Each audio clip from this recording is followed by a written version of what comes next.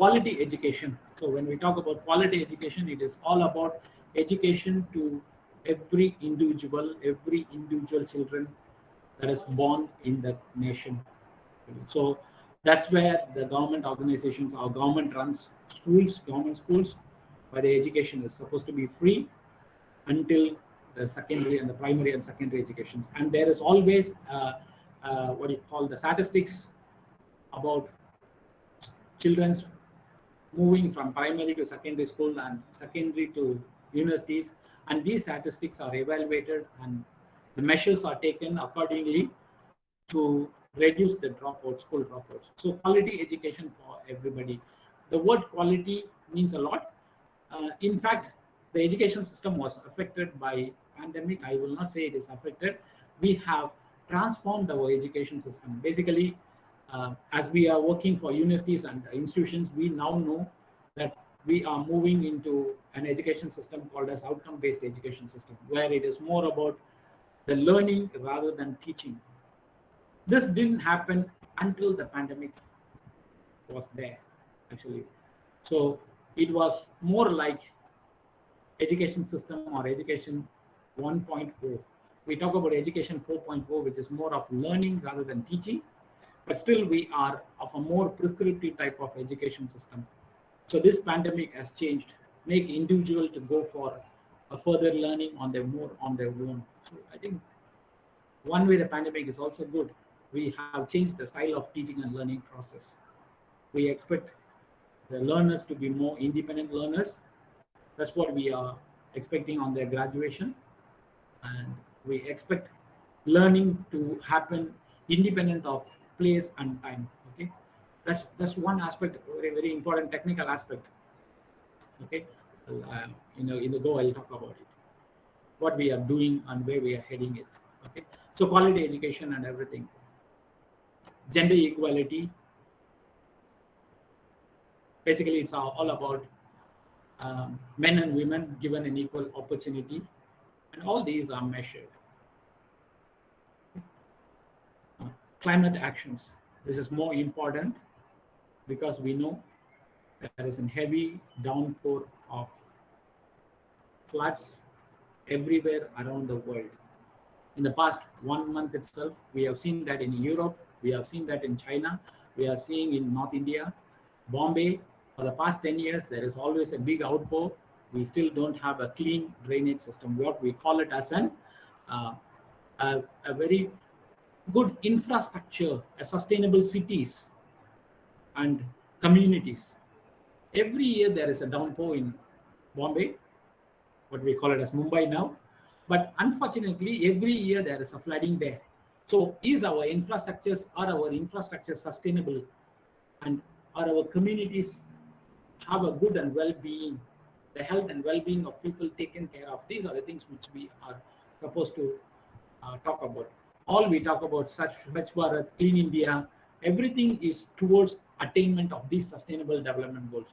So every plan is not basically any individual's plan actually. So we have to deeply understand when a plan is rolled out. We have to look into how these plans are rolled out. So these plans are towards the attainment of sustainable development, right? So Digital India, Clean India, whatever we talk about is all about towards the attainment of this sustainable development goal. But putting into practice is very more important. It has to be done at a very, every municipal, at every street level and at every individual house level. I will say that it has to go until the level of an individual houses, whether it is going to be Clean India or whether it is going to be a Digital India, whether it is going to be anything about India, just map it to this 17 Sustainable Development Goals and where it can be started with. So it has to go to individual houses. Okay? So we have to change our way of thinking towards the progress. I'm not a supporter of any of these, basically any political parties. For me, I'm an engineer. I always look at the engineering aspects of all the process that is initiated by the governments. In fact, in the whole 2015 to 2020, all the 6 years, okay, we have to look at the process initiated. basically. So this process initiated is towards the attainment of these sustainable development goals. So basically, it is not about an individual government, it is not about an individual person, or it is not about an anybody individually taking actions towards it. So this is, I will say always, this is basically guided by the United Nations, and they do lot support the underdeveloped countries and the developing nations to attain these goals actually. So there is some huge funds from World Bank, there is CSR flowing from the industries and of the nation, all the finance of the nation that is generated pouring into the attainment of the sustainable development goals. So when somebody is saying we give you free rations, we give you 1,000 rupees for people who don't have job, it's not about any parties. It's all about towards that attainment of sustainable development goal, which is the responsibility of the nation and the people who are ruling the nations. So I might sound very political, but that's not the truth. What I'm saying is we are moving in that direction. Not only India, every nation is moving into that directions, actually. So next time when we are looking at a process, let us map it to it. As an engineer, as a technologist, as an academicians, when we are doing our research, any research has to be mapped to the sustainable development goals. In fact, if we are writing a projects for any funding agencies later on, I don't know about India, but if I'm writing a projects for funding agencies in Malaysia, the first thing they look at is how my project is to help, or whether my project is mapped to this 17 sustainable development goals. If my projects are not mapped to the 17 sustainable development goals, then my project is already rejected. How good maybe it may be technically, it may be the most innovative project, doesn't matter for them. So that's the measure that is taken by the funding agencies for any research that is going around in the whole world. I think agencies will look for it. Your project, every single project, I'm not talking about a very big, high innovative research project. Basically, if you are doing a final year project with your students, try to map that final year project to this sustainable development goals. It might be a management project, it might be an IT project, it might be an engineering project, it might be a social science project as well. Okay, I'm going to talk about, for example, I'm doing a project on education, transformation of education. How does that project map or addresses the sustainable development goals? Not all, any one or two of the sustainable development goals is also fine, and how it maps to the targets, and how it will be, how the indicators of the target and how the indicators of my project, aims of my project is mapped towards the attainment of the sustainable development goals, basically. So every action of human, every action of the work which we do has to be towards the sustainable development goal. Basically, as an individual, I should be responsible. What I am doing to reduce poverty is that I'm a teacher. Very simple thing is I can share my knowledge to an underprivileged, a quality education. So that's the one. It is not about the institutions alone. Huh? It's about every individual in the world. So next time, just give a thought how I can be a person of sustainability and sustainable development. Okay. So as I said, every action has to be mapped to sustainable development. 6G is one target of 2030. So when I say 6G is a target of 2030, obviously that has to be mapped to sustainable development, or else, in the other way to say, 6G has a responsibility to provide an infrastructure for the attainment of sustainable development. And that's what 6G is all about. 6G is basically a technology to create an infrastructure for sustainable development goal attainment. And what sustainable development goals gives to 6G is it will provide the pathway, or it will provide the requirements for 6G technology to be developed. Okay, so this one gives the aims and ambition, directions for the aims and ambitions of 6G, and fundamentally the ambitions of 6G is towards the ultimate ambition of 6G is towards attainment of sustainable development goals. That's why I call these two as a transformer of 2030. In fact, they both are looked at as a very ambitiously as a very big transformers of 2030. right? So as we said, 6G and sustainable development goals go hand to hand and they talk to each other. Okay, so when I look at sustainable development goals, it will pass back the societal ambitions based on UN SDGs into the 6G visions. And 6G visions is to develop a technical framework or to support the attainment of SDGs, Sustainable Development Goals, basically. So, a very key high aspects I just put it: energy decarbonization with a universal access. So, energy should be accessible to every individual, and obviously, energy, there should not be a carbon compound on energy. What I'm talking about is from the generation, from the utilization, and also until the end of the energy products. Not only the products, everything related to energy. Okay, uh, we have a life cycle for everything, okay? Right? Or we have to look into the carbon footprints of everything we do. That's what. So very important is the carbon footprint of every action I do has to be taken care of.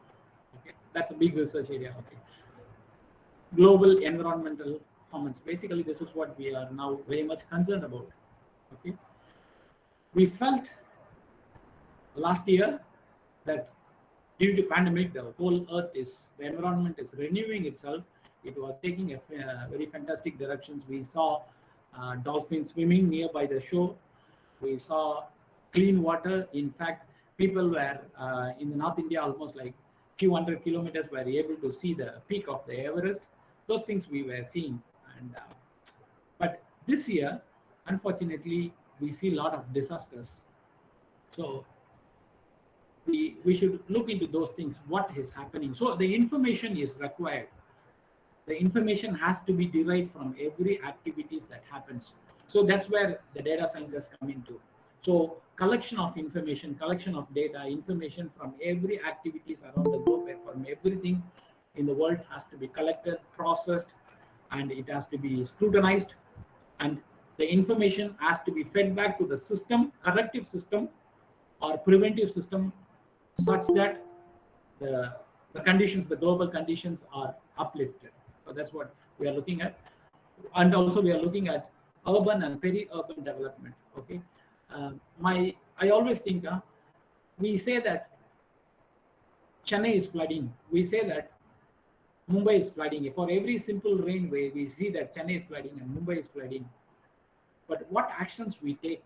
Is it only about cleaning, and is it only about what we call it as keeping the drainage system properly? Is there any further actions that can be taken? Is more importantly is urbanization. The nation has to move towards urbanization of rural areas. Basically, more than 50% of the population, the world population, live in urban areas. What it means? But when you look at the land mass or the area of an urban area, it's very, very small. The density of population is very high in the urban areas.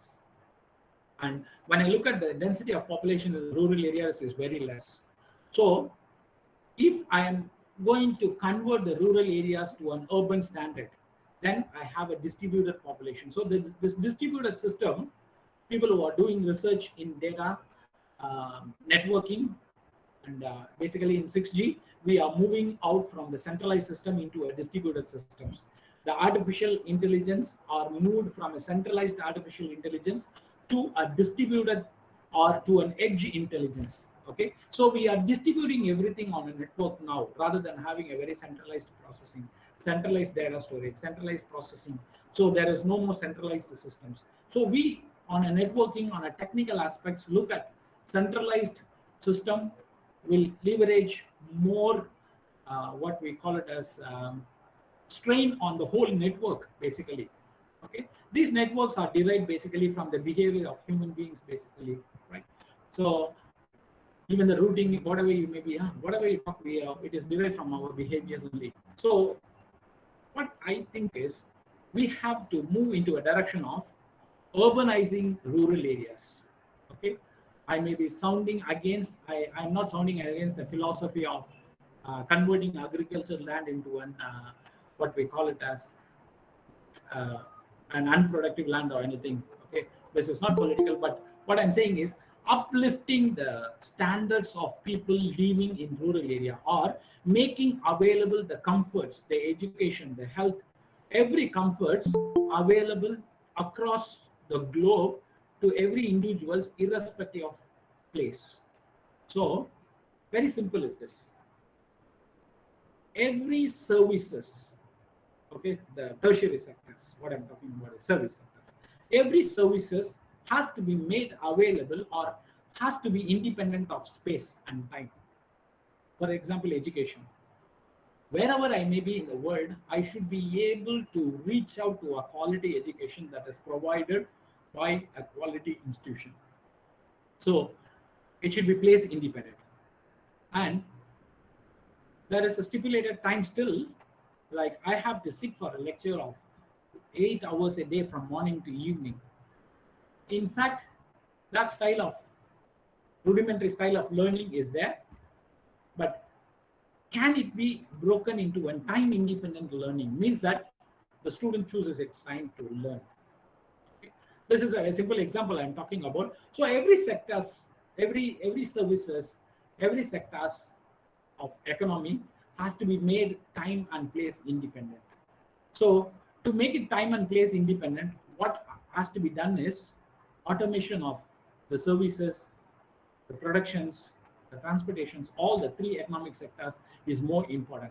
Automation, I'm not talking about automation also, beyond that, autonomous behavior or autonomous models of all the three sectors of economy is more important. When I say autonomous, it has to work on its own.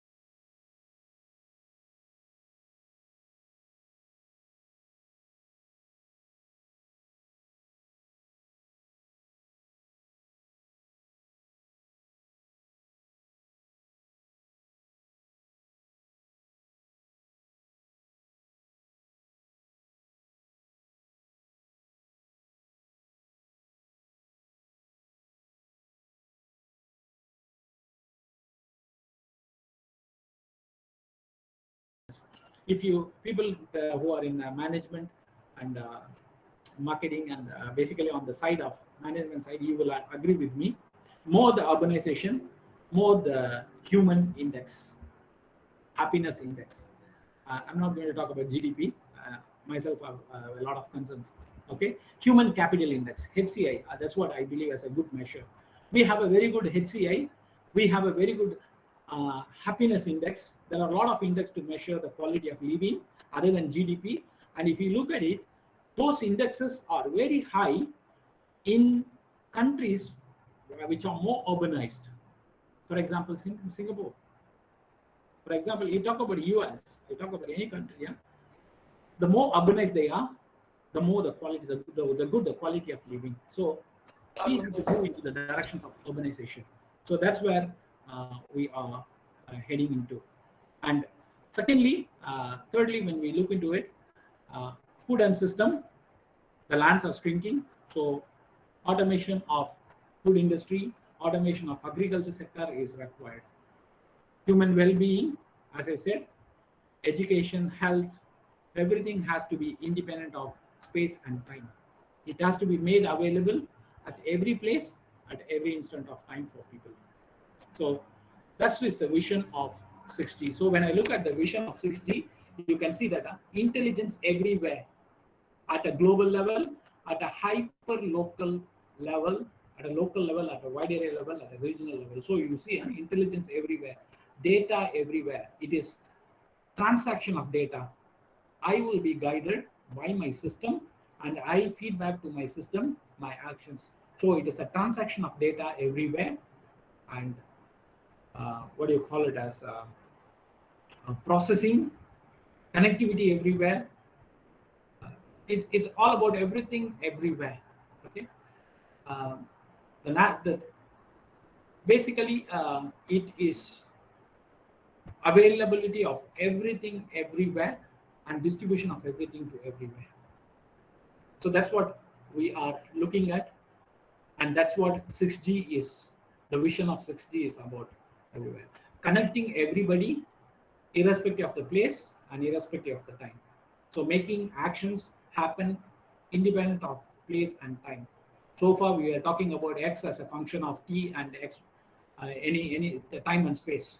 So now we will be talking about x as a function independent of time and space. That x can be anything. Okay, right? Um, I'll come to that. Even in the physical layer of our network, we are trying to do that. Okay, right. So, is it too early to talk about 2030? Is it too early to talk about sustainable development goals? Is it too early to talk about 6G networks? We see that 5G is yet not deployed everywhere. That's always a concern by people. We don't have a good connectivity. There is a lot of things. 5G network is not launched. 5G technology is not deployed in most of the place, and even not there the investment in most of the countries. And if you look at it, the countries who have deployed, who have grown further in technology, are the countries where there is more urbanization. So that's what you look at there. Australia, more urbanization. They have the network in commercial operation, right? Luckily, we have investors, and we are moving into commercialization of 5G. This is not a recent one. This is August 2020. We are still evaluating on the process of it. Okay. When we look back into 60 episode, if I'm going to ask a question, am I too early for 2030? If you look back to our history or the tale of 1947, we will understand that we are not early always. We are a bit late, in fact, to say. Okay. So the concept of cellular communication happened in 1947, but the hesitation of FCC, okay, Federal Council for Communication, the decision for them to go ahead with the concept for wireless transmission, there was a lot of hesitations. All these are ethical and fear psychosis, whatever we talk about, was there. There was a big hesitation that delayed in the progress of the idea to a prototype. So you can see in 1947 there was an idea, and it took almost 30 years from idea to a prototype, and almost 32 years to have a first commercial cellular network to come out. In 1979, the first commercial cellular network came out. And the second commercial cellular network came out in 1981. FCC authorized. Okay, FCC thought, okay, this is beneficial, then we can go ahead. Okay? There's a very beautiful history about this, and there's a lot of YouTube videos on that, the history of this. Go back and see. Dr. Martin Cooper, the person who came out with the first phone who can walk with, he works for a rival of Bell Labs. Okay, so he works for Motorola. So he called up his rival in Bell Labs. So there's a sweet history about those two people. You can watch that one later. Okay, so and the commercialization happened. People are more excited. And in 1987, 81, it was rolled out. 1987, it crossed 1 million subscribers. The frequency was not enough. The bandwidth was not enough. The hitches, there was communication hitches happening.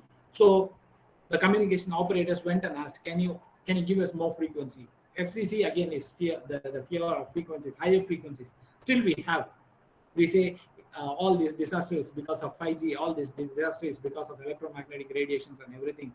Okay, so they feared 800 megahertz, which is very, very commercially easily used, or which is used for second generation basically. So FCC said, no more the other frequencies. You can go for alternative technologies. So the first generation was analog. That's how we came out with the second generation network, which is digital. So alternative technologies. So there was limitations of frequencies allotted for them. They have to look for an alternative pathway. So the resource was not available. So they wanted to make an effective use of resources. A very good management example, right? So effective utilization of resources when resources are not available. So this effective utilization of resources have had a high productivity. And then FCC understood, oh, this is a fantastic technology. And then they started supporting. So 2G had dual band. They allotted some more frequencies. From 800 megahertz, they allotted some more frequencies, 1900, 1800 megahertz. And we know after making a digital calls, people started sending about messages, thinking about text. Then they started thinking about images. Then they talk about, that's what, we are never settled. Okay, like OnePlus says. And people are connected. Never settled, people are connected. So they went on going for an data transmission. That's where 3G, the third generation network, came out. So 1947 was the idea. 1977, 79 was the first generation network. Almost like 32, 33 years, 32 years. And then onwards, you see the gap. Within 10 years, the next generation came. The third generation, the devices, the connected people were not keeping quite, the demands increases. New business avenues grown up. So new use cases came up. New applications were rolled out on the network. So they came out with third generation network, which is more of a data network. So from a voice to a data network, they moved in. And when the data network came into existence, people were not settling down further. So it talked about interactive, real-time data transmission, real-time video transmission, real-time gaming. There's a lot of people wanted to do things real-time and make it space independent. So connecting everybody, connecting everything. Okay, not only people, and unlike the third generation, they wanted to connect everything that exists in the world. So that's where we started talking about Internet of Things, IoT, Internet of Everything, IoE, Internet of Underwater Things, IOU, Internet of Space, IOS. They have a lot of IO substances, Internet of everything that exists in the world. Okay, so when I say everything, just look around yourself. Whatever that existing around yourself will be connected in the future. So fourth generation is all about interconnecting everything that exists in the world. So when you start interconnecting everything that exists in the world, one fixed network infrastructure or one fixed standard cannot be applicable for everybody. Okay, so that's what, one fixed thing cannot be always applicable. Okay, because the behavioral model of every business is different. The behavioral model of every application is different. The behavioral model of every use case is different. Okay, it is created uniquely for some purposes. Okay, a purpose, there is a purpose for every creation. Okay, so a unified solution may not be very applicable. So that's where people moved into fifth generation. So until the first generation to fourth generation, it is basically very foundational infrastructure created to connect people and things, just to connect. But 5G is more of a service-based network. So they started doing a service-based applications. So this is the trend where it is going towards. So 5G is a network which is highly spectral, has a high spectral efficiency. They started using on higher bandwidths and higher frequencies. I'm not going to go very technical for you people, because I know most of you are from management. Okay, but we are moving from 5G towards 6G. Okay, and if you look at here, the growth is 10 years, 10 years, 10 years, 10 years, 10 years. Okay, in terms of this business, I will say this. Okay, the creation of businesses had a time span of 10 years. Investment was for 10 years, and the next 10 years is for the return of investment. So they invested for 10 years, and there was return of investment for next 10 years. So 1990 to 2000 was 2G to 3G, 2000 to 2010 was 4G, and 2010 to 2020 were for 5G. So 2030 will be 6G, and 2030 to 40 will be the commercialization of 6G. So what the technology we are talking today is 6G is the technology for the next 10 years. So if I'm a researcher, I don't need to talk about 5G anymore, because it is already on commercialization. People will not be interested on the research on it. What people will be interested is taking the returns of investment on it. So it is more of application development on 5G. So if you are working on application developments of 5G, still okay. Taking out the return of investments from 5G networks. Okay, so this is the investment decade for 6G, 2020 to 2030. In a technical specification, it is the standardization and development of technology era for a decade for 6G, and the next 10 years, 2030 to 2040, will be the commercialization or return of investment era. So, return of investment and investment in telecommunication industry is an entirely a different, a very challenging process.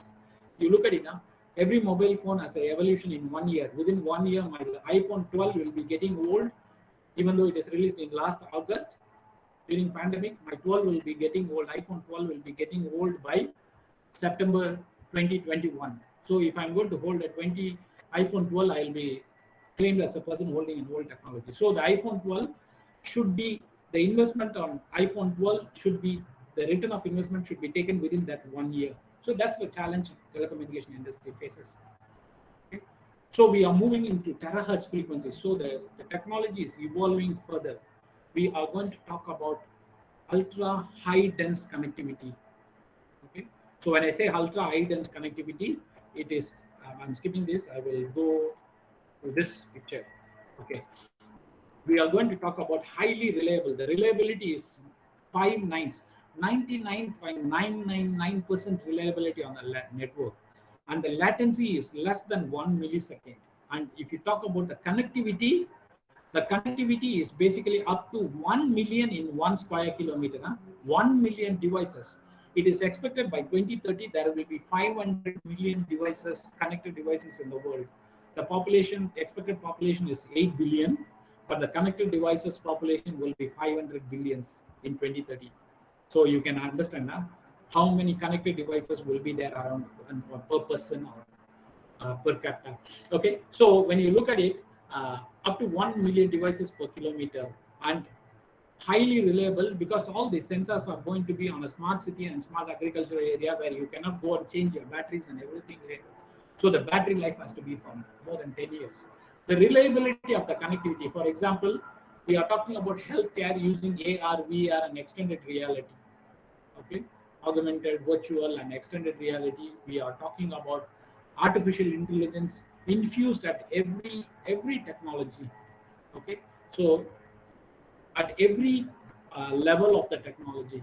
So the reliability of the network is to be very, very high. For example, if you are talking about autonomous car, if the network connectivity goes off, think about the disaster that is going to happen.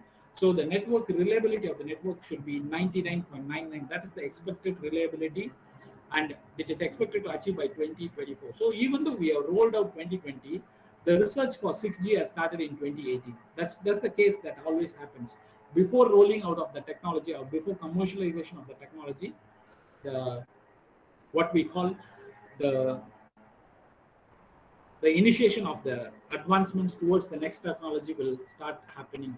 So when they rolled out 5G in 2020, the research for 6G started in 2018, where the testing of 5G was going on. In 2010, they rolled out 4G, but 5G, the research for 5G started in 2008 itself, 2008 itself. Okay.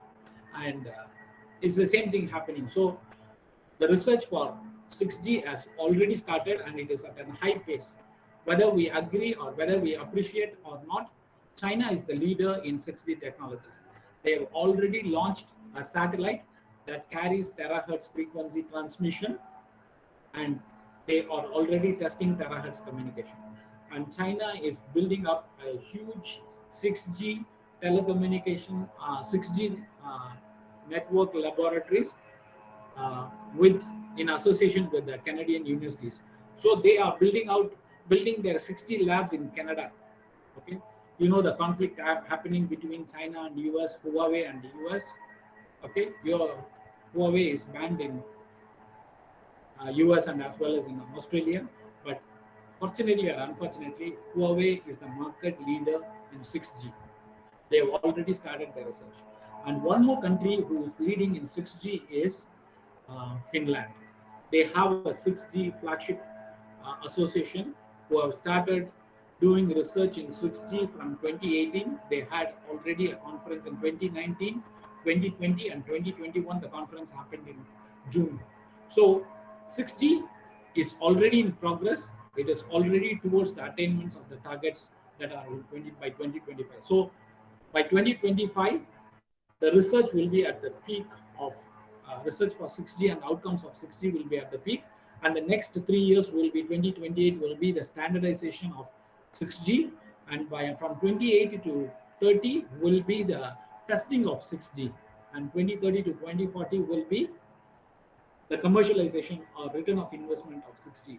So if you want to be in the game, start looking at 6G. Okay, you might be an IT application developers for mobile communication, but start developing applications for. You might be a networking engineer, start looking into 6G technologies. You might be an people who are scratching power amplifiers, system designs for 6G or 5G networks. Start looking into research in 6G. Okay, 6G is not exclusively for technological people. Huh? 6G is for everybody. Okay? Right? Managing a network is there. So that's what. So 6G is exploring new frequencies in terahertz range, which is almost near the ionizing frequency, and it is talking about the data rate of 1 terabits per second. Okay, and it's more of small cell connectivity and more of a smart network or an intelligent network. The mobility of 6G is 1000 km per hour. Mobility of 5G is 500 km per hour. So you should be able to move at 500 km per hour. Okay, I'm not talking about just cars driving of a car. Huh? Even a car, at that mobility, I should have a reliable connection of 99.999%. So that's the challenge. Okay, higher the mobility, the lower the data rate. That's what's happening. And the latency between the communication is less than 1 millisecond. For 5G, it is around 10 milliseconds, but the latency is less than 1 millisecond. Okay, there are around 40 plus new use cases developed for 6G. Okay, basically, I don't need to talk about what are the use cases that are coming up, because people are doing research on artificial intelligence, data analysis, and everything. So the dimension of every individual substance, so far what we are talking about. Okay, for example, I always refer to a water bottle, which always sits next to me. My water bottle so far is just considered as a container which contains a water, and whenever which is where I can carry a portable water packet, and that's what it has, a simple task. But no more my water bottle is going to be like that in 2030. My water bottle is going to be a very intelligent system which is going to interact with me, and it is going to interact with the network. It is going to interact with the various service providers. In fact, my water bottle will not only interact with me, it will interact to my health advisors, to my health monitoring. Okay, I'm registered with an hospital. For example, I'm registered with my hospital for some issues, and my doctor advises me, hey, you have to drink water for at least 6 to 8 liters of water. It's too much, I never drink it. Okay, 6 to 8 liters of water every day, right? Am I going to monitor it? Is the doctor going to monitor it? So this water bottle will be the substance which will be monitoring, interacting to me, and interacting to the doctors, to my health advisor. My health advisor again can be an artificial intelligence, not necessarily a physical doctor. So it will be something like an alarm, which we often snooze, and finally we respond to it. So it will be alarming me. I will try to snooze it, but I finally will be forced to respond to it, right? And then I respond to it, and then I consume my water. So that's the healthcare I'm talking about. So my water bottle will be an intelligent substance. Okay? Maybe it looks like a fiction, but that's the truth. Okay, so that's the direction which we are heading into. So we are heading into that direction of technology fundamentally. Okay, right. We are talking about 4G and 5G, why we need 6G, and what is 5G is doing. Okay, when we look into the economy and the productivity, okay, the productivity which was very high in 1970s, that is the second industrial revolution period, IR 2.0. IR 1.0 is mechanization. IR 2.0 is more of a mass production. So the productivity was very high, where the mass productions were included and everything. Ford came out with a what do you call a production line for cars and everything. Okay, so the productivity was very high, but when IT came into it, we expected the productivity to go high up. Okay, the era of information technology, that was IR 3.0. Okay, we expected the productivity to go high, but unfortunately, if you see that the productivity is falling. Okay, so is that the information technology is reducing the productivity or has an adverse effect on the productivity? No, it's not that. The thing is that the information technology or the connectivity, whatever we talk about today, is not effectively utilized. Why? Because we have connections existing 24/7, but my systems are not autonomous. So that's where 5G and 6G is focused to, making things to happen, or uh, a revolution towards autonomous industries. I'm talking about all the industries of all the three economic sectors. Always, whenever I say industry, I'm not only talking about service sectors, I'm not only talking about the secondary sector, I'm also talking about the private sector, the primary sectors. Okay, agriculture industry, which is the most famous, most uh, we call a conflict, industry of conflict, all this. Okay, agriculture industry, autonomous agriculture industries, that is already happening. Okay, Singapore don't have an agricultural land, but if you go into uh, how they are now creating sustainable agriculture land in the buildings and everything, that's a big uh, beautiful story about it. Okay, that's a beautiful technological story. You can go and watch on YouTube. Okay, where technology is taking care of growth of every vegetables, and then they have information cycle, monitoring cycle, maintenance cycle, the productivity, how to increase the productivity. They are looking into everything. Okay, the only thing is still a lot of artificial intelligence has to be fused into that. Okay, so we are moving into an autonomous industry. Okay, we are moving into an autonomous world basically. Okay, when I say autonomous world, the industrial activities will be happening with less human intervention. When I say less human intervention, it doesn't mean that people will be losing their job. Okay, I don't mean that.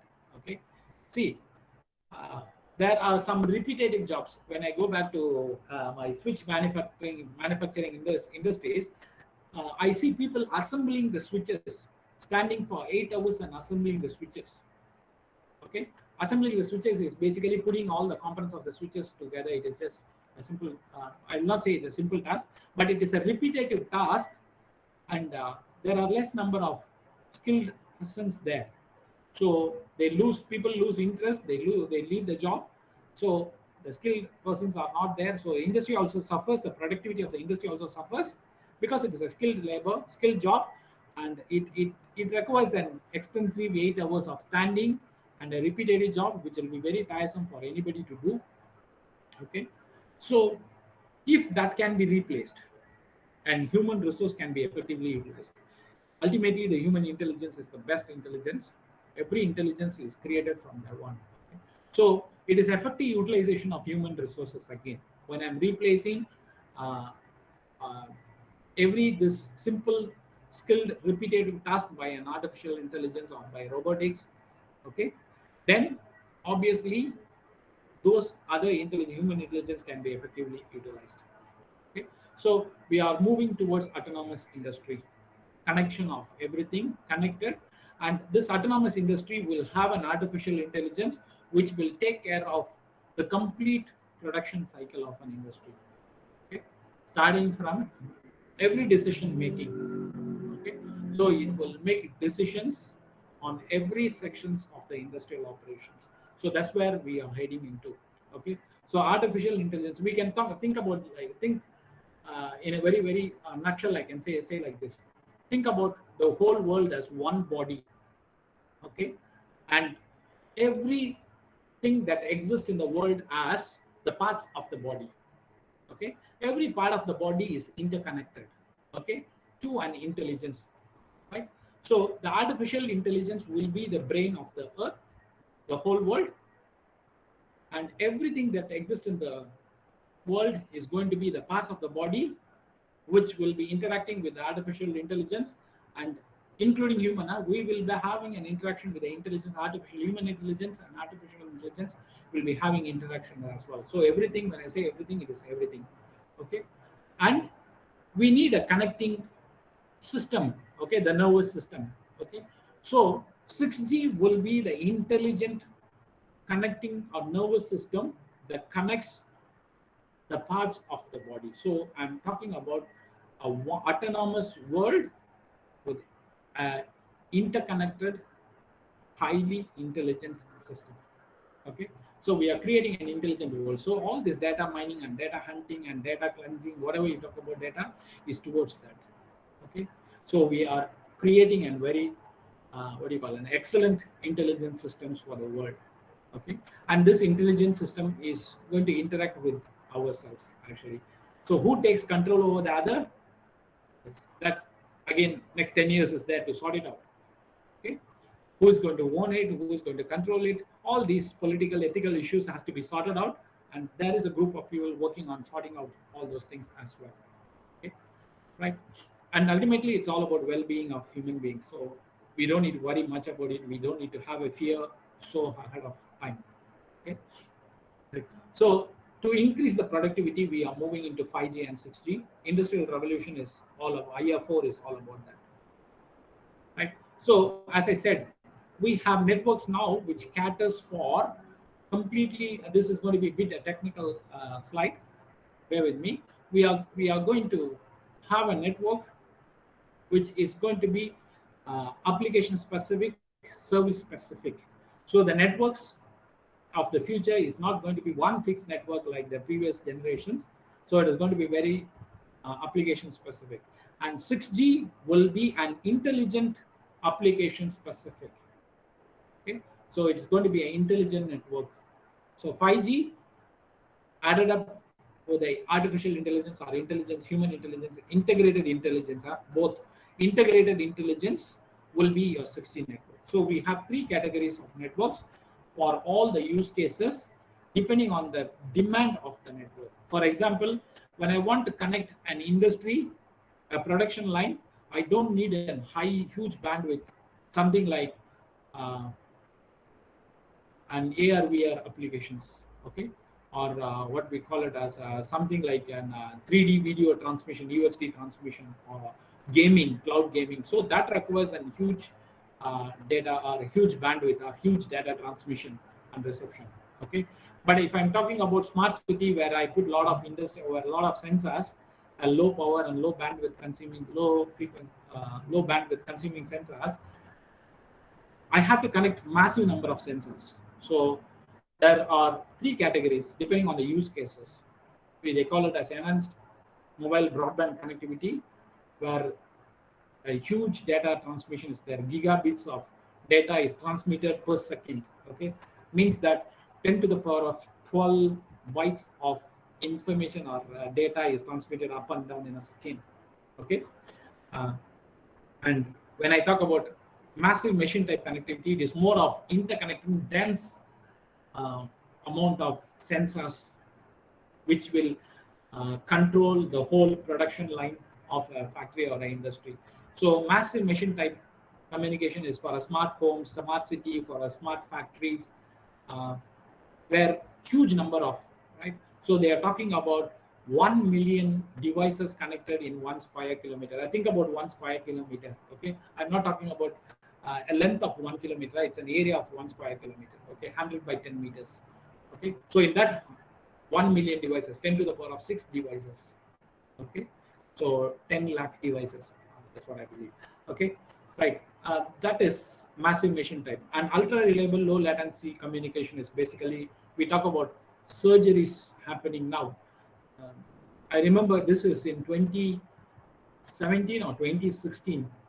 There was an operation happening somewhere in Europe, and there were 50,000 people, students of medical colleges across the globe, who virtually watched the operation happening there. This is made possible only because of all these connectivity technologies. You look at a live operations, you learn from the live operations happening somewhere in the corner of the world, from somewhere in the corner of the world. So the student learning capability is including this was happening in 2017 itself. Okay, so remote surgeries will be happening. Okay, and at that time you want the connectivity to be reliable, highly reliable, 100% connected, so there is no glitch in the connectivity accepted. So that's where we look for a 99.999% reliability. Autonomous cars, the cars which can drive themselves, so they will be having sensors. They should respond to the change in the traffic, change in the scenario around them within fractions of second, within less than, I think this, the latency of communication between the devices and between the external surroundings is less than 10 microseconds. So the latency that is required there is 10 microseconds. So these are the three categories of 5G.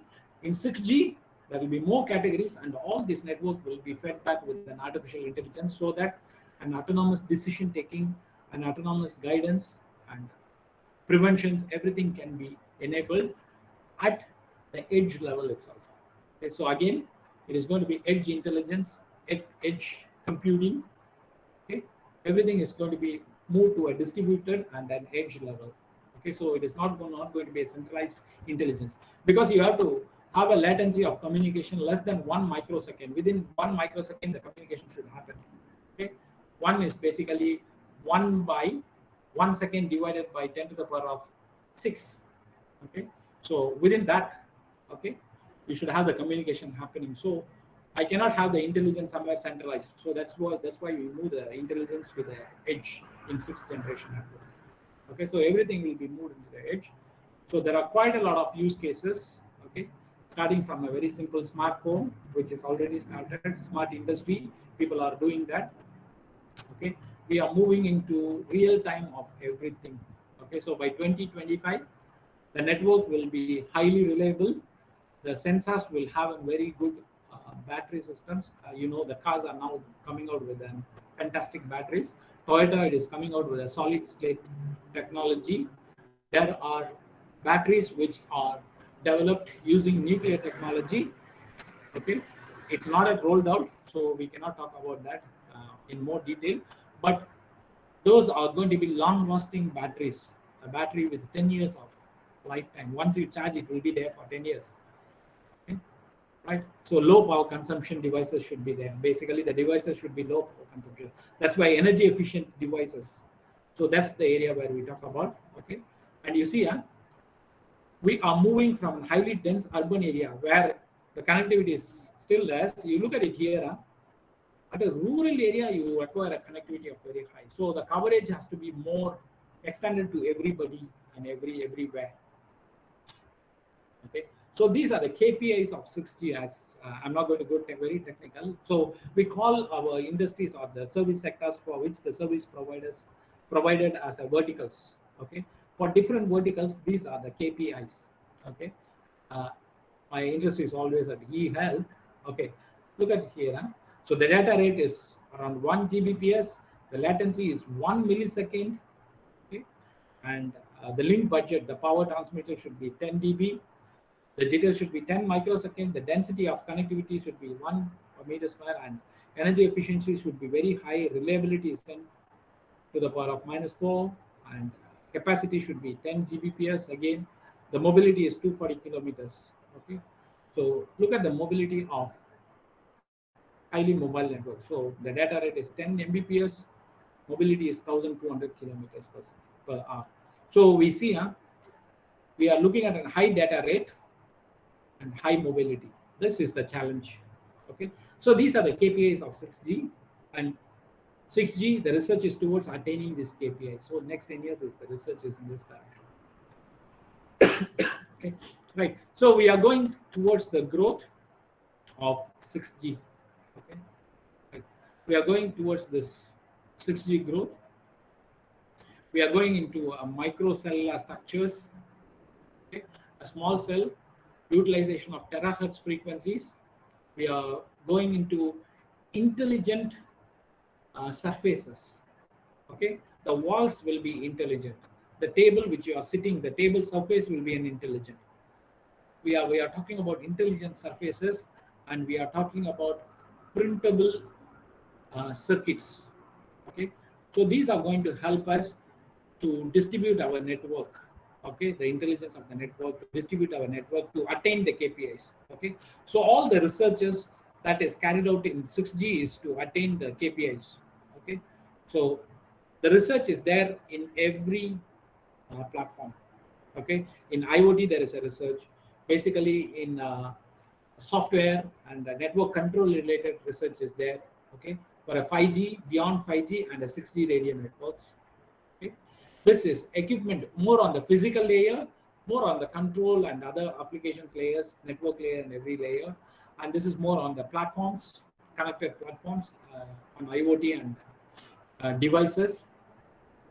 And in fact, we are moving towards the standardization. If you look at it, this is where we will be talking about the standardization of a standalone 6G network. So the standardization is expected to happen in 2028, and the rollout will be in 2030.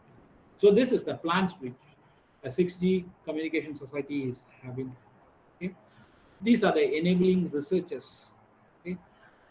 You look at the physical layer, no more we are going to go for an hardware-based physical layer. So the network is going to be software-defined.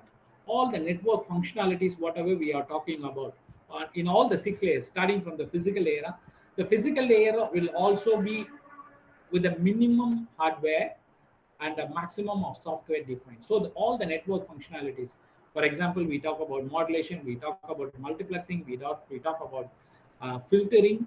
Okay, it's simply like this.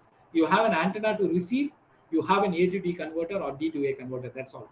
And after when the data is converted to digital, everything is going to be signal processing. So I can convert all the network functionalities which are now carried out on a hardware or application specific platforms to a software defined platform. So we will be more into software defined networks. At the core network, most of the network is now software defined. Only at the RAN, radio access networks, what we see as the structures on the roadsides. Okay, only on the radio access networks, still most of the network functionalities are hardware based, but we have already started moving to software defined networks and as well as into networks function virtualization. So by 2023 or 2024, this research will be at a commercialization stage. Okay, so most of the network functionalities will be on a software base. That's why I say telecommunication industry is no more and something like an electronics and communication person stuff. It is more of a stuff related to computer science and IT people. No more it is, I'll not say no more, it is not more about an hardware industry, it is more about a software industries. So all the industries, not only telecommunication, all the industries are going to be built on software or defined by a software. Okay, so we are also moving into a software defined networks, and all the network functions will be virtualized. Okay, so we already started moving towards that. So that's one area of research we have. And the other thing is a distributed architecture, edge intelligence, and distributed clouds or edge cloud, whatever we talk about. So everything is moved to the edge rather than the core or the centralized. Okay, so when I say move towards the edge, which means that it is to the access network. So the access network will be more intelligent, and obviously there will be a core behind. Okay, but the most of the processing will be on the access networks to reduce the latency, to give a high reliability again. So these are the two things which I wanted to do. And finally, terahertz technology. We are moving into a very high frequency communication system designs. So the 5G waveforms will be having a transformation. So far, I think if you are done communication engineering, all the physical layer, digital communication coding techniques is based on, if you are working on it, it is based on the Shannon coding principles, okay, Shannon principles, but no more Shannon principles will be there for 6G. That's the directions which we are heading into, because we are infusing artificial intelligence at the physical layer, okay, infusing data processing at the physical layer, infusing data science at the physical layer. Okay, so collect the information at the physical layer level, optimize the physical layer operation feedback to the transmission and the reception side, change the coding, adaptive coding techniques will be there. Okay? So adaptive multiplexing, adaptive modulation techniques. So everything will be more intelligent process. The network functions will be more intelligent driven rather than a fixed network physical layer, okay, architecture. So that's why I say when we make into a software defined, we can infuse intelligence into it and make it more adaptive to the action that has to be performed, okay, responding to the demands of the higher layers, to the applications. So ultimately it is the application that has to be served. So the physical layer cannot be a rigid physical layer, so it has to respond to the application. So we are looking at infusing intelligence at the physical layer. So the physical layer will be disturbed, so which means we are moving into a disruptive era. In fact, most of the scientific principles and laws, physical theories which we are using so far may be what do you call lose its validity in the next 10 years. Okay, so it's very simple like this. When semiconductor technology came, vacuum tubes technology is no more valid.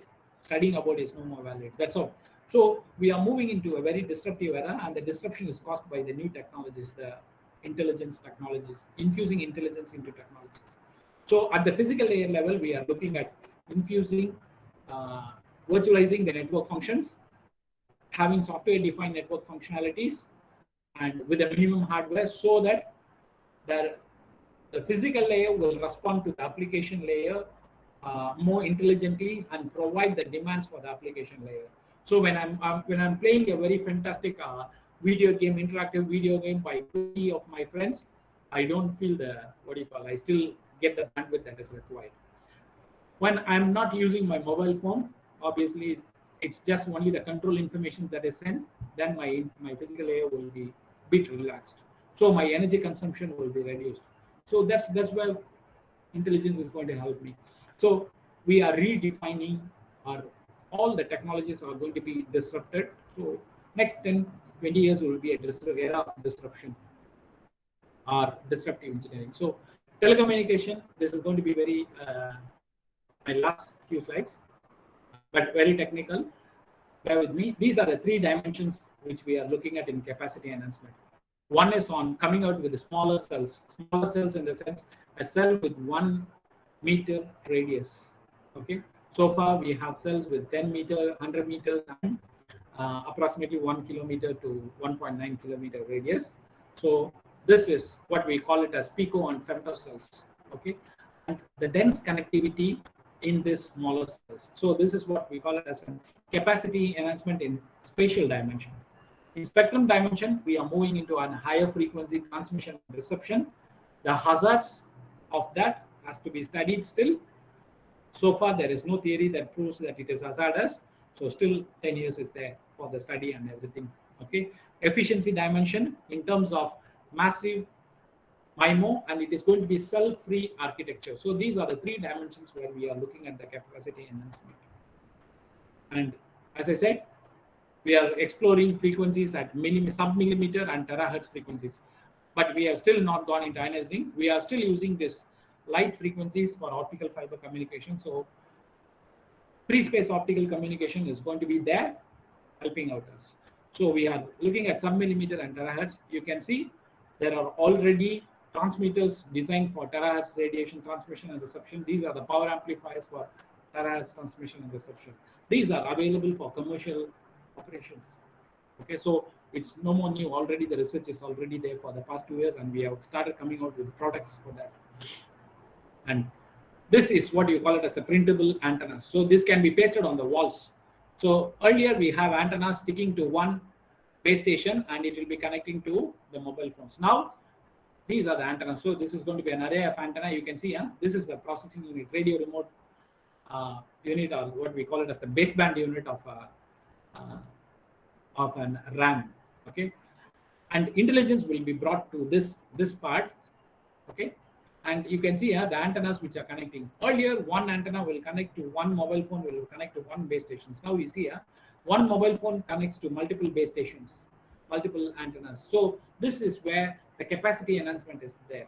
device to device communication is there. So a cell-free massive MIMO connectivity is going to be there. Already this has been developed, and this was presented in 2019 Mobile World Congress.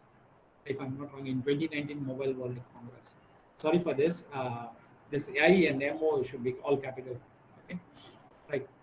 As I said, we are adopting artificial intelligence at the very physical layer level, which means, you see, we have transmitted. This is what all communication, if you have studied communication engineering, you see, transmitter, channel, receiver. This is what a very basic model we always draw, whether it is going to be satellite, mobile, or any communication they talk about. Okay. Now, you are infusing here artificial intelligence, which will feed back to the transmitter. So the transmitter listens to the receiver and adopts itself to provide the service for the required service for the application to run.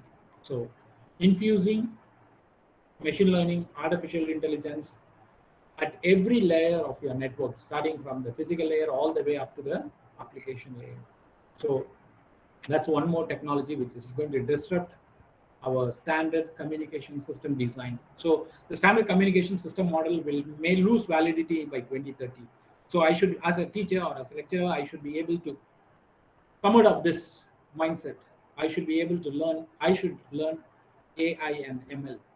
I should learn data processing. I should know data sciences. Okay. In fact, everybody should know linear algebra. Honestly, to say whatever it may be, it's finally linear algebra. Okay. Right. So these are the challenges in front of us. We have to move into a direction to create a sustainable world. And are we creating a sustainable world? The question is, if you ask me, yes and no. Okay.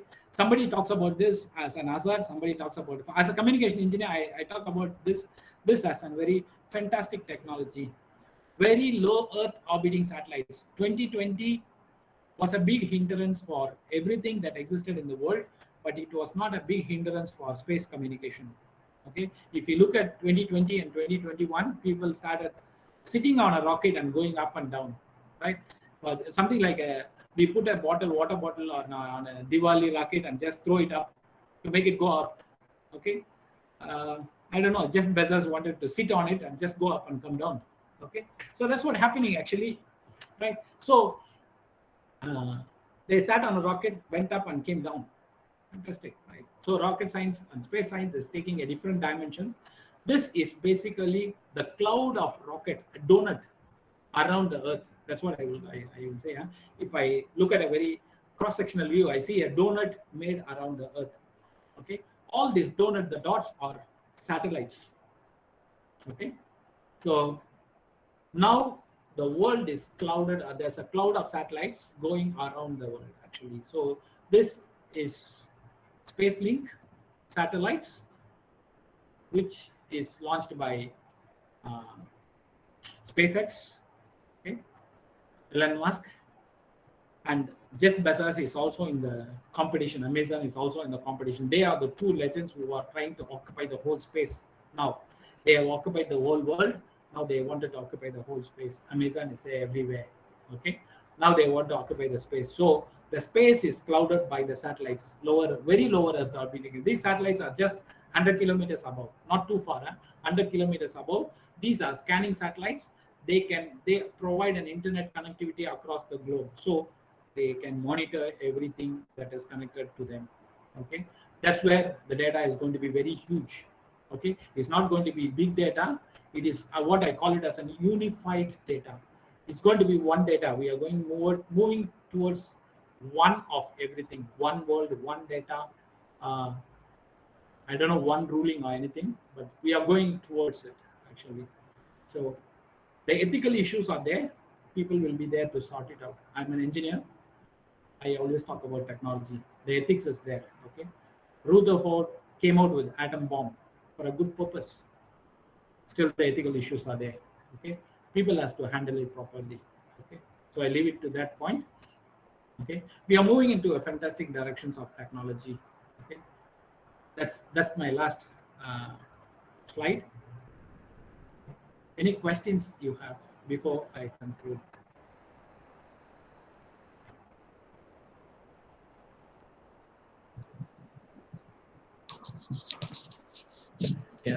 Participants, if you have any questions, please unmute yourself and ask the question.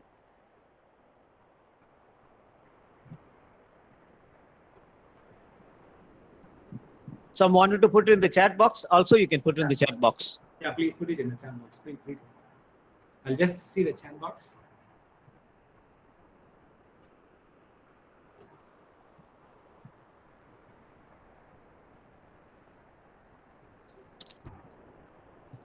No question is also a big question. Good morning, Professor. Yes, madam. Please go ahead. Thank you, sir. It is huge. The information provided by yourself is huge. Not able to having everything in my mind, sir. Thank you very much for sharing a great information for us. Initially, you have started with the data hand and these 17 goals represented the to-do list for the entire world. So it is amazing. And what may be the job opportunities, because you have connected the Almighty with the AI, the one who is ruling the entire world. So you have simulated or thinking. Just now I am imagining my table as the smart table. Soon we are expecting, definitely we will see the speaking water bottle who is going to interact. That is the object which is going to interact. Thank you very much, Professor. And I'm having one question. What may be if it is fully automated, that is autonomous, if you are going to have autonomous, maybe with less hardware and number of huge softwares, what are all the job opportunities for the future generation, Professor? Okay. Basically, the job opportunities, when you ask me, I don't put it as a specific field of job. What I say is, we will not have an opportunity of a skilled labor job. For example, any skilled labor job, any job that requires a skilled labor, or any job that has that needs a repetitive execution of task, those type of jobs will not be there. Those type of jobs will be replaced by artificial intelligence and yes, sir, we can understand. That is why I'm systems asking. which are driven by neural networks. But jobs which are more on innovative system functioning will be there. So innovation based jobs will be there rather than a skill based jobs, actually. So that's what I'm putting into. So more of innovation based jobs will be there, which means people don't want you to be a repetitive a person who do a repetitive work, rather than people wanted you to be a person who come out as a solution providers. So every system will have its own limitations, and the limitations has to be always sorted out, and the problem solving has to be done. So the jobs will be more towards problem solving. So you are supposed to be more of an analyst. You are expected to be more of an person with reasoning, and person with more of problem solving. So you should be able to identify the problem of a system, analyze the problem of a system, and find out solution to the problem of a system. So the jobs will be more of an innovation based rather than what you call a skill based jobs. So that's what I believe, actually. So we have to look into the areas, every areas, whether it is data science, whether it is going to be communication engineering, whether it is going to be business and management. Am I looking at a job which is on a skill based, or whether I'm looking at a job which is going to be towards analysis, reasoning, and problem solving? So the job opportunities will be more on analytics, reasoning, and problem solving.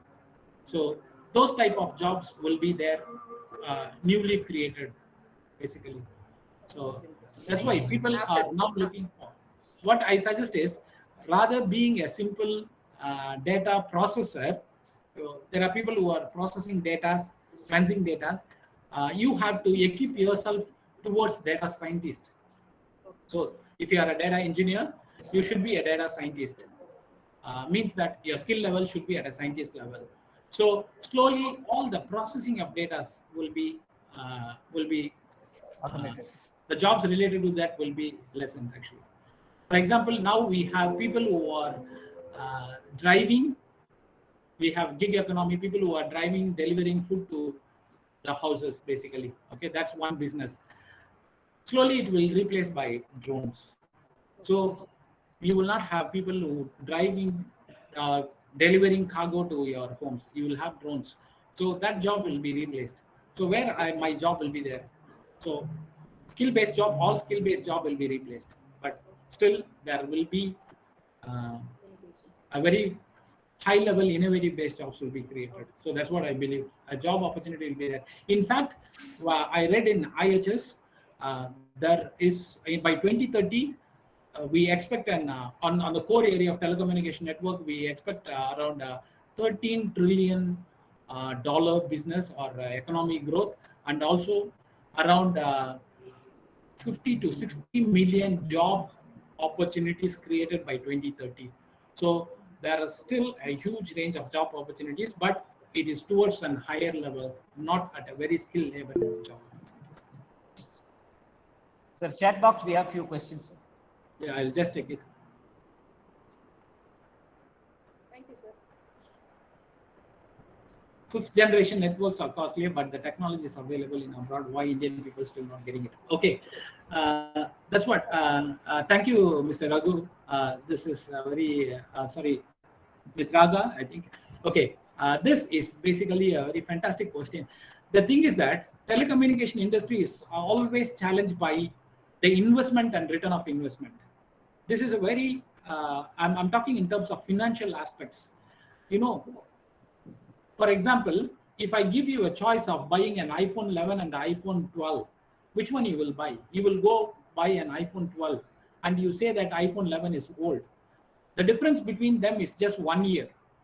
You know, iPhone 11 and 12, the difference is very meager and within 1 year, but still you say it is an old. So whatever telecommunication industries invest, the investment has to be taken, the return of investment has to be taken within a short time period. That's the problem there. For example, in a 5G network, the network is completely different from the previous until 4G networks. So the infrastructure cannot be the same. They have to roll out a new infrastructure for 5G networks. So there is a huge investment required for it. So when they invest on it, by the time 5G comes into commercial operation, the 6G research is already there at the mature stage.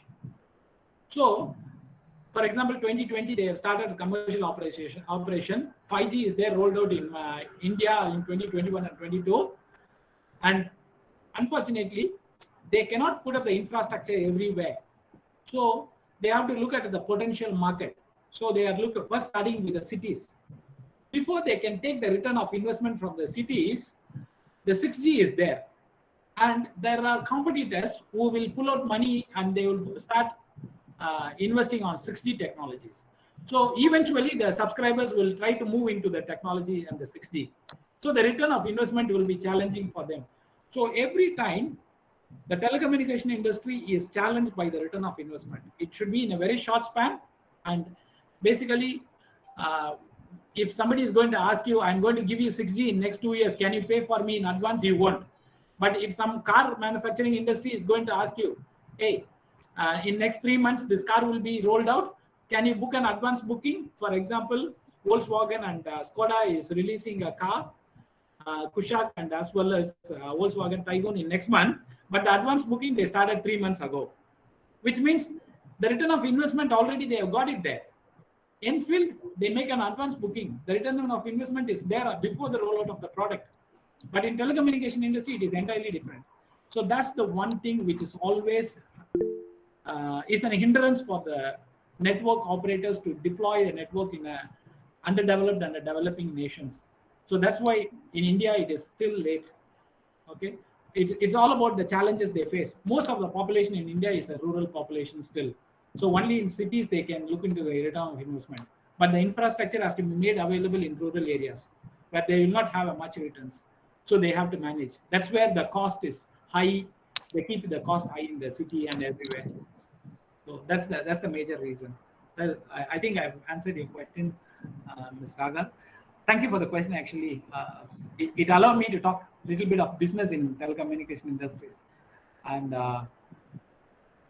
Jasmine Anthony Raj, impact of 6G will be adaptable for environment based on radiations. Okay, this is always a question starting from 1947. People didn't believe wireless electromagnetic radiation. People think that it is hazardous, but there are two classes of electromagnetic radiation. They call it as non-ionizing and ionizing radiations. Until light, starting from our sound, which is 20 hertz, until light, which is until ultraviolet, at least until ultraviolet light, it is safe. We are exposed to ultraviolet rays from the sun, so it is still safe. Okay. Beyond ultraviolet, what we call it as ionizing radiation, alpha, beta, gamma radiations, all from the radioactive isotopes, X-rays. Okay, they are ionizing radiations. That's why when you go for an X-ray, people ask you to cover every area other than the area which you are supposed to expose and everything, because they have an ionizing effect. So telecommunication industry is very careful. They don't explore ionizing radiations for the communication aspects. And when they go to the higher frequencies and higher electromagnetic waves, which are more on ionizing area region, even though they are non-ionizing, what they do is they keep the power very less. And the good thing about nature is highly attenuative of ionizing radiations. So when I see the attenuation of sound, it is very less compared to the attenuation of higher radiations. So luckily, the nature is also more good on human being and life on the earth. So they cannot transmit a high frequency radiation to a longer distance. So they keep it for a shorter distance, approximately from 1 meter to 10 meter radius. And then the power is less. So the ionization effect will not be there. So that's the good thing about the nature and also the communication engineering. So the environment is still safe, but a long exposure to and high frequency radiation still a question. But medically, there is no proof of a long exposure, the hazardous effect of long exposure. So people have not proved that medically, scientifically. So we don't need to worry about it. So far, we have survived. And communication engineers, there is federal commission for communication. They will take care of all these things. Actually, if you look at your mobile phones, there is something called as SAR, specific absorption rate. So it talks about how much should be the output from your mobile phones. Okay, because you are keeping it near to the body. So SAR, every mobile phone, when they go for a quality audit, they have to comply with the telephone regulatory authorities. So India has tried, Telephone Regulatory Authority of India. They look at the compliance of every communication equipment. So if they don't pass through the compliance, the network will be blocked. The network will be at least fined to rectify it. And the fine is too high, whether it is Vodafone or whether it is Airtel or whether it is Jio. So they have to maintain the good health of the people ultimately. So we don't need to worry about the impact on the environment as of now, at least. Okay. Thank you. And is there any other questions?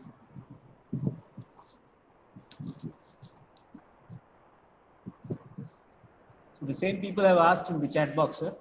Yeah, just okay. What are the main technical challenges in 6G? Okay. If you talk about main technical challenges in 6G, it is data rate. We are looking at a high data rate and high mobility. The data rate is 1 terabits per second. You know 1 terabits per second is 10 to the power of 12 bits going in 1 second, which is and high demand. And also the mobility they are looking at is 100,000 kilometers per second.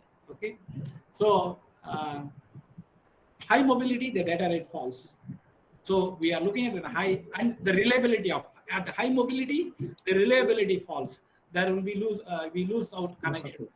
So reliability at 99.999%, data rate at 1 terabits, mobility in terms of 1000 kilometers per hour, and latency at 1 microsecond. The connection should happen within 1 microsecond. So these are the technical challenges, how I'm going to meet all these things. That's why they are trying to move every technique, every processing to the edge itself, to your base station itself, very likely to say, to the base station itself. So that's the technical challenges. And beyond that, the frequencies they are exploring is highly attenuative by the space. So how to transmit to a longer distance? So the antennas has to be distributed. So your surfaces has to be intelligent so that the signal attenuation is minimized. That's where beamforming techniques and everything is coming up. So there are a lot of challenges actually in terms of physical layer itself. And when you go to every layer, there is a challenge actually. How you are going to put the data into the network layer and the data link layer, the frame structures will be changing to attain the data rate. So every layer has its own challenge. And finally, people want to infuse artificial intelligence into it, make it more software defined. So that's the place. So there's one more question in the chat box. Implementation of 5G. Latest hardware design of mobile that we can't use the one. Okay. Actually, 5G and 4G, 5G, the operation still is on the, what you call, at 800 megahertz, which is used for 2G. You have 5G phones working from 800 megahertz all the way up to millimeter waves. If you look at 5G mobile phones, there are two different 5G mobile phones. One 5G mobile phone is at 720 5G, which is Snapdragon 720G. And if you look at a 5G mobile phone with Snapdragon 888, okay, the processors, the transmitters and receivers, there are 5G phones without this millimeter band. There are 5G phones with millimeter band. So when they release 5G phones, you can use your, what do you call, your 800 megahertz band is used. But when you are using a 4G phone on a 5G network, that will connect only to the 4G standard. It will not, cannot harvest the benefits of a 5G network. So the 4G phone will connect. In fact, 2G phone also will connect, but you will not be having harvest of the 5G standards or 5G frequencies, the latencies and everything will be still restricted to 4G. So thank you very much, sir. I think you have another meeting scheduled by 12 o'clock. Dr. Prabhakar, can you propose the vote of thanks? Yes, sir. Thank you. Sir, good afternoon, everyone. It is something, a paradigm shift for all of us, sir. Thank you so much. You touch upon each and every corner. So at this juncture, I would like to thank Dr. Shankar Duraikanan, sir, Research Coordinator, School of Engineering, Asia Pacific University of Technology and Innovation, Malaysia. So it's really a paradigm shift program for the morning. So something very unique, 6G for Sustainable Society 2030. So we are moving on to the 6G technology. So you touch upon each and every point in a very philosophical way, and we can understand very easily, sir. Even though it's a technical session, but the way of presentation is really, thought-provoking. Thank you for that. And points like sir touched upon about IT savvy and something value-added services, and about IOE and IOE and IOS, a lot of IOs, and about he touched about the business also, return on investment, how creation, and 8 billion into 500 millions connectivity. It is something huge. So China, Canada, and US and Finland have already in the 6G technology. And about 2030, the testing commercialization is going to begin. So we touched upon each and everything, and even in health sector, it is something very unique. 500 students are in the health sector being the surgery. It's something very fantastic and very easy to learn the technology given by the doctor team during this COVID or pandemic situation. They learn several things, surgeries in through online. It is very unique feature you touched upon, sir. On behalf of Hindustan Arts and Science College and University, I really thank you so much for accepting an invitation, and it is a thought-provoking and is a really a paradigm shift for all of us, sir. Thank you so much. Thank you, everybody. I know I put thrown a lot of information, but I Yes, hope sir. you will digest it. Thank you so Yeah, much. yeah, yeah. Thank you, sir. Thank you. Thanks a lot. Thank you. Thank you, Thank you. Dr. Shankar. One last word. When you have said 60 for 2030, where all what your presentations here, it is looking at taking away the human being towards a machine. I'm looking at 2040, 7G or 8G, where a lot of transformation will be there, where human will be driven by the machine and the machine language. Actually, we will not be driven by, like, it is something like association. That's what I believe. We will be interacting with them. They will be interacting with us, so that it is a healthy relationship. Actually, We have to maintain healthy relationship.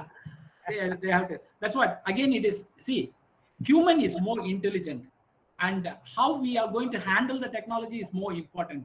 That's right. So that's more important, actually. So the ethical issues are still there, sir. Yes, We, yes. It has to be sorted out, actually. So that's where the governance and other management things comes into existence, actually. Yes, yes. So thank you very much for your time. Thank you, Thank sir. you, Thanks a lot. thank you, sir. Thanks a lot. Right. Thank you, everyone. Thank you. Yeah, thank you, sir. We'll close the session. Thank you.